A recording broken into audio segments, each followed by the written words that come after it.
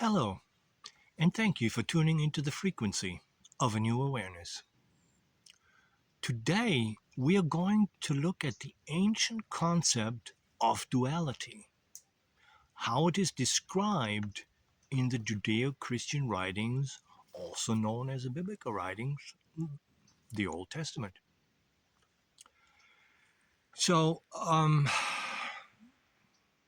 we are going to look at the words that were used to describe these two attributes.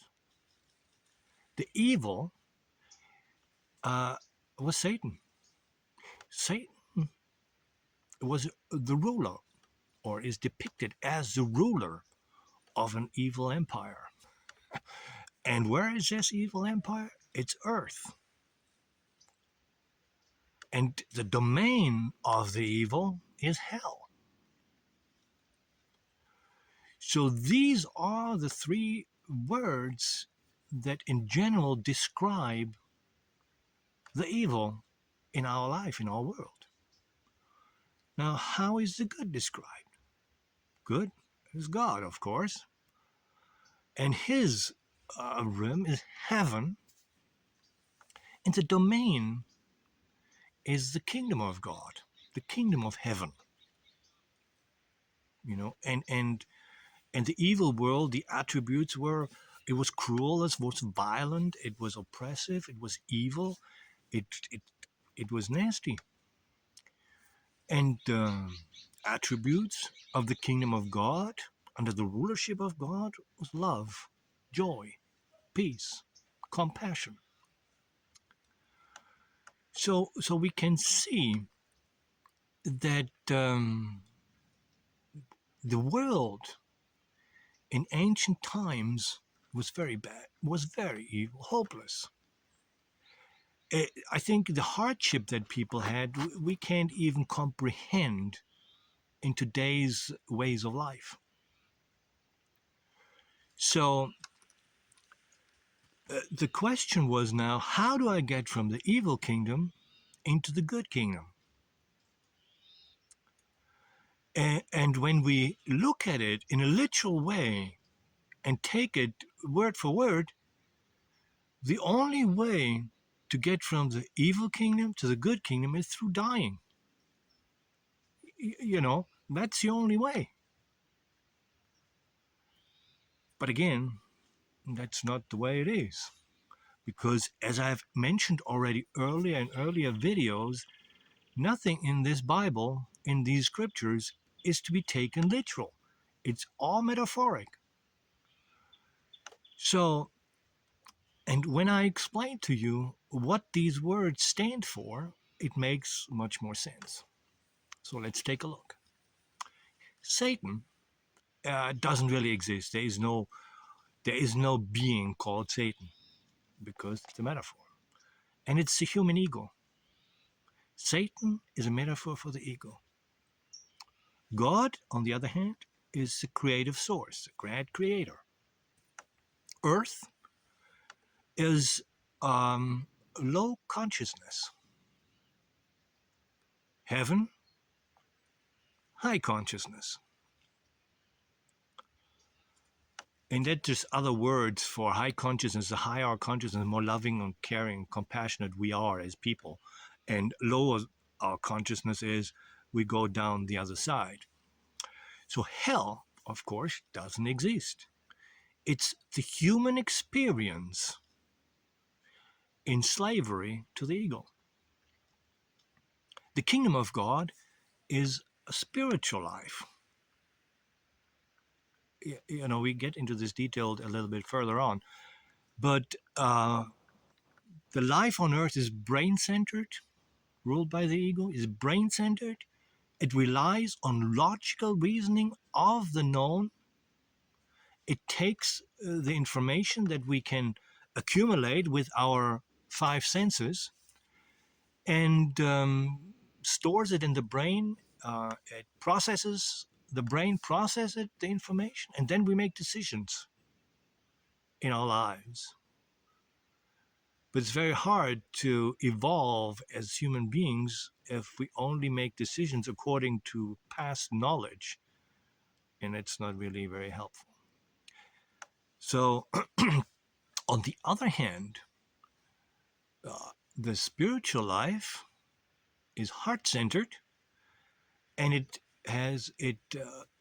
relies on faith into the unknown, faith into the concepts of the universe, the concept that govern life and provides for its people. So we know already that the evil world, the violence, hatred, anger, jealousy, oppression, all these things are expressed there in this world, and we see it all around us. And we come back in history, it was even worse. So, and a life in harmony and balance with the creative source is depicted by love, peace, joy, compassion, balance, harmony. And now we can tell, how do we get now from low consciousness to high consciousness, to a life of struggle and hardship and suffering, to a life of love, of peace, joy, and happiness? Now, this is now the big question. And when Jesus came, and let's look at it, what he had to say about this. In the Gospel of Thomas, in verse 39, we read, Jesus said, "The Pharisees and the scholars have taken the key of knowledge and have hidden them. They have not entered, nor have they allowed those who want to enter to do so." In Luke chapter 11, verse 52, we read, Jesus said, "Woe to you lawyers, for you have taken away the key of knowledge. You yourselves did not enter, and you hindered those who were entering." So the key of knowledge, what is this key of knowledge good for? Jesus tells us. In Matthew chapter 16, verse 19, Jesus said, "I will give you the keys to the kingdom of heaven." So that is the key of knowledge, the key to enter the kingdom of heaven. And in more modern times, the key to enter the spiritual life of high consciousness, of love and compassion. So what is he saying? He said the Jews knew how to get from the evil empire to the good empire. But where is it written? Where is it? Where? And it's interesting. If you want to take a guess, we'll take a little break here. But it's the elephant in the room. It's our perception of a key is something little, easy to drop behind a dresser, and it's hidden. I don't know, where is it? But this is a big chunk of the Old Testament, not to overlook. And when I tell you what it is, you, oh my God, it's a law, the law that God gave the Jews. Why? I will tell you. Under our modern psychology, we know, and many teachers, self-help teachers, they teach this, that want to change an attribute of yours. Like, for example, you have always been a person who was selfish, greedy. But now you say, "Oh, that sucks. I don't want to be that person anymore. I want to be now a more generous person." So how do you get from greedy to generous? Very simple. you start acting generous. And the more you diligently, on a daily basis, act generously in time, I say 30 days, 60 days, 90 days, depending on how diligent you work on it, you will become generous. So you become by doing. If you want to be a more loving person, you start acting lovingly. You act starting compassionate. And in time, you will be loving. You will be compassionate. Make sense? Yes. So, what was the law? The law told people how to act. For example, it told the farmers to not harvest the whole field, but the edges of the field were to be left untouched so that the poor people in the countryside could go to the field, harvest it, and have something to eat. The same in the cities. The farmers were to leave a tithe. That's where the tithe comes from. 10% of their harvest in a certain place of the city so that the poor people could come and eat and be taken care of. If a man was in debt to another man and had to enslave himself to them, after 7 years, he had to set free the slave and return his home or his property back to him. Do you understand? The law told the people to act kind, to act compassionate. And by obeying the law, people become compassionate. It's called becoming by doing. And that's what this is. That's basically what high consciousness is. It's acting and being and relating to other people in a loving, compassionate way. So the key was a key that people could touch, that they could do, because they had no spiritual concept about anything. So they have to be given a way that they can literally do. And that was the law.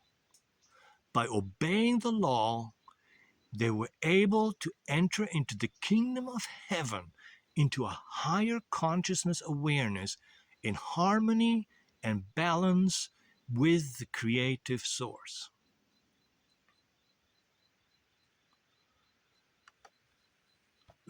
But did the teachers back then teach it? No, of course not. We know they don't. And that's why Jesus reprimanded them.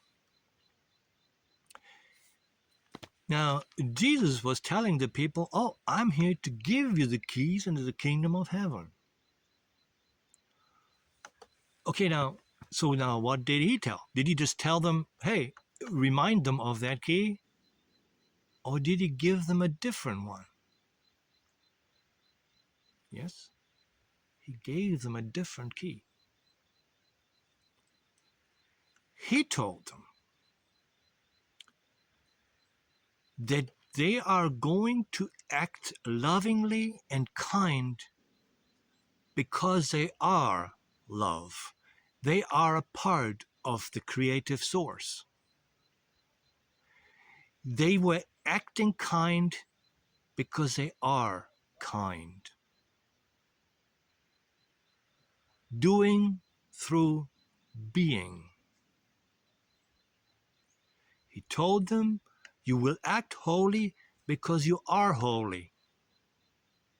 And the old the old key was, you will become holy by acting holy. The new key is, you will be acting holy because you are holy.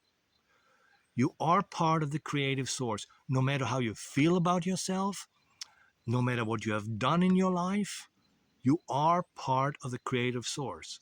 You are one with God. And the only thing you have to do is become aware of it. To remind yourself, that's who I am.